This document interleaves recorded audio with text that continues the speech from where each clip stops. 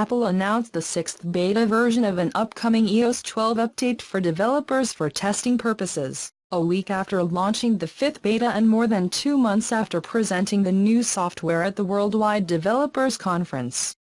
iOS 12 presents important updates for iOS, with Apple renewing the operating system from top to bottom to make iPhones and iPads, especially older models, faster and more responsive.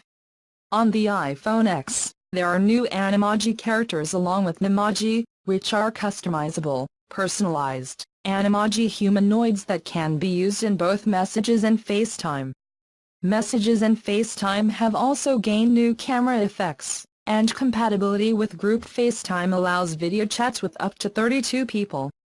Siri is smarter in iOS 12 with a new shortcut feature that allows you to create custom automations in several steps using third-party applications that can be activated with Siri voice commands.